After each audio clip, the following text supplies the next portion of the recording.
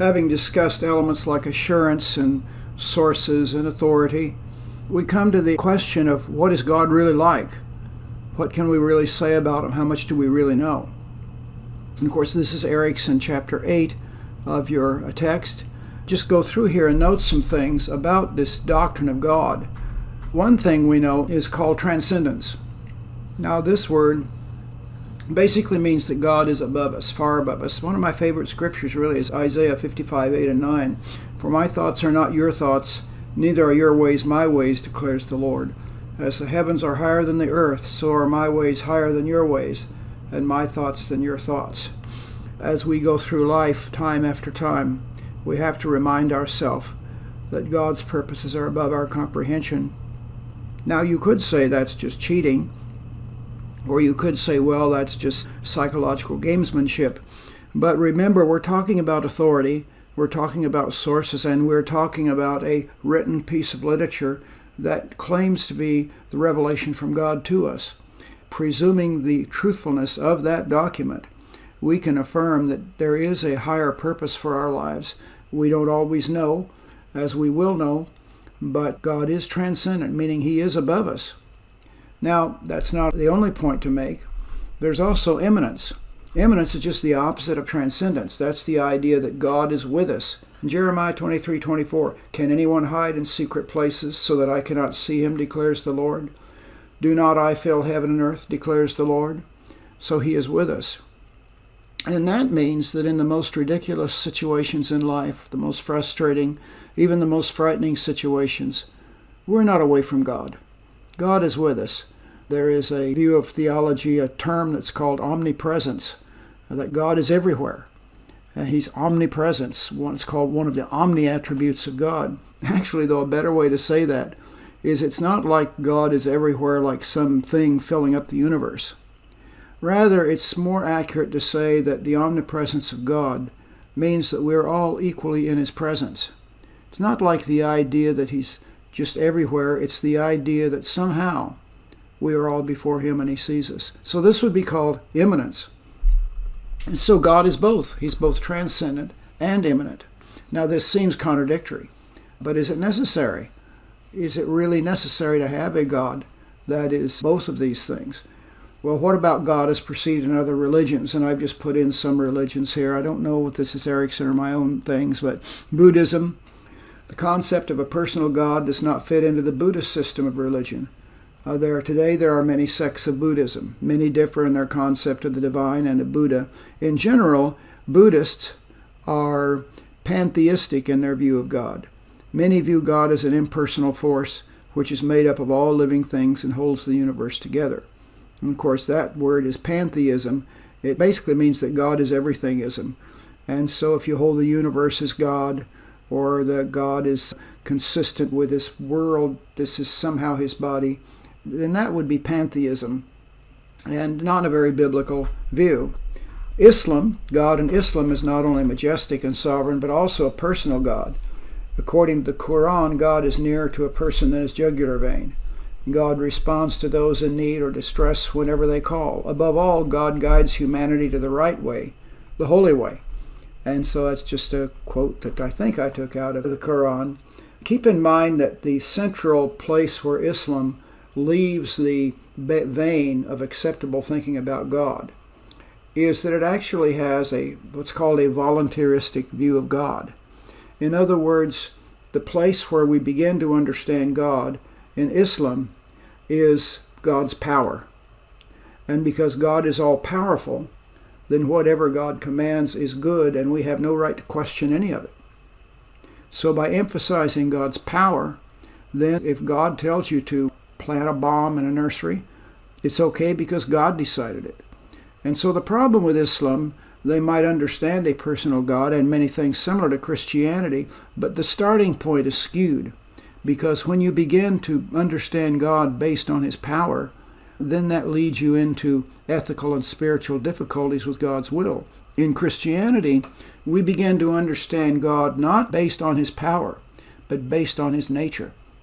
And because we begin with his nature, then there is a consistency in understanding what goodness is and what meaning is. And so the Westminster Catechism One of the classical Christian documents says God is a spirit, infinite, eternal, and unchangeable in his being, wisdom, power, holiness, justice, goodness, and truth.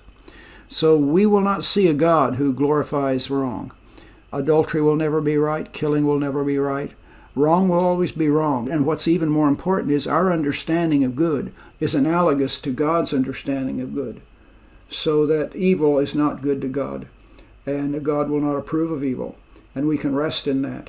We may not have the answer, but we can be sure that the answer we will eventually find is consistent with the nature of a good God. So Islam's not really the way to go. Hinduism, the major difference between the Hindu and the Muslim perception of God is the common Hindu's belief in the philosophy of pantheism. And once again, we're back to that word, pantheism. See, there's the universal, that's a Greek universal prefix. Pantheism means God is everything. So pantheism considers everything living and non-living to be divine and sacred. The common Hindu, therefore, considers everything as God. He considers the trees as God, sun as God, moon, monkey, snake, even human beings as manifestations of God. And of course, the big problem with this is that if God is everything, then ultimately he is nothing, because it's really impossible to objectify him. Because many ways in which you objectify God immediately become contradictory. Is he visible? Invisible at the same time? Is he limited? Unlimited? How do we understand him? And so Hinduism represents a very developed mysticism, but it does not have the revelatory content of the real divine being of God that we would find in Christianity. The concept of God in Judaism is strictly monotheistic.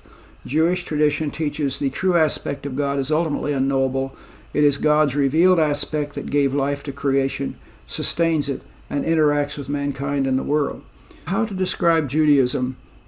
I think Judaism understands God based more in terms of the law and a lawgiver, without perhaps having a Christian understanding of how grace really works, and spiritually what the children of God, who and what they really are, and what the promises are for them.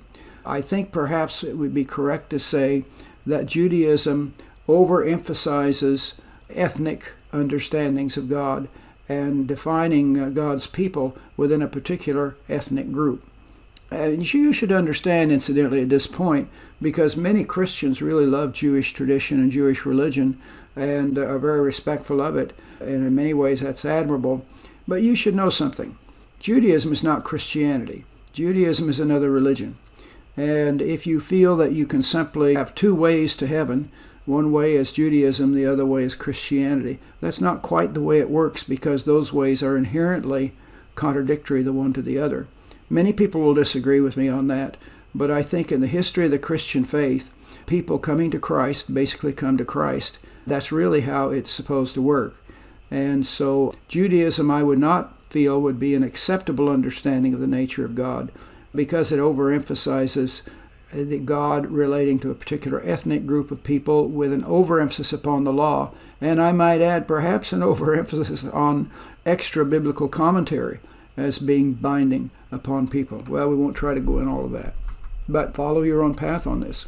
Well, here's some issues. Transcendence suggests that God's ways may be of our ways, and that's right. But if his ways are so different that evil could appear as good and good as evil, how does this help us? See, you can't emphasize God's transcendence to the point that he will justify wrong. And it's important to define a clear understanding of how God sees good, that good to God is the same as good to us, that there is a similarity between God's creatures and the being of God himself, because they bear the imprint of his creation. And this represents one way in which the early church was somewhat misled. And it's pretty generally accepted that the early church fathers, as important as they were, missed a point about the nature of God, and that is they accepted the idea that God was impassive. So the passivity of God. And see, in Greek philosophy, and of course an ongoing issue that's always discussed is how much Christianity was affected by Greek philosophy and what extent it had on it. And this is one area in which probably the heritage of Greek philosophy affected the early church fathers, so that they actually had an incorrect view of God at this point. They felt God did not have normal emotions, that he was so passive that he did not think like we think or feel like we feel.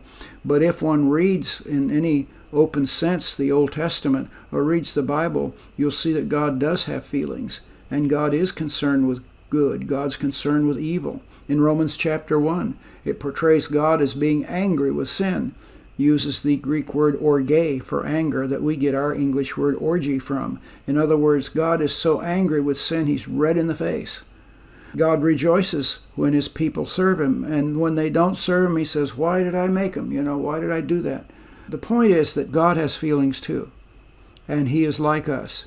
And so there is a parallel there between what is good and what is right for us and what is good and what is right for God, even though we may not always understand all of those elements. But now immanence presents somewhat the same dilemma. So you can also overemphasize the fact that God is near to you, that he is present and with us. And the question is if God is near to everything, how do we deal with evil? How do we adjust the idea that there is evil in this world, but yet God is right here with us? How do you get those together?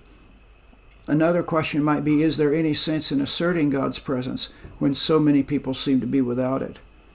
We say God is everywhere, but what about those people on the battlefields? What about those people living in poverty and misery in the inner cities? What about all those people struggling when unable to get hospital help for their illnesses with this virus? How can we assert God's presence when so many people seem to be without it? And that is a genuine problem, this question of how we deal with this. It's called a theodicy. Theodicy is one's explanation for the existence of evil, Theodicy, theodicy. And so how can we have a theodicy that asserts God's presence with us when evil seems to be surrounding us? And those are very legitimate questions. But if the opposite were true, that God's people receive special treatments, what would be the result? If, for example, God's immediate presence with us meant that Christians never got sick, never had disaster, how would we fit the cross and redemption in that picture?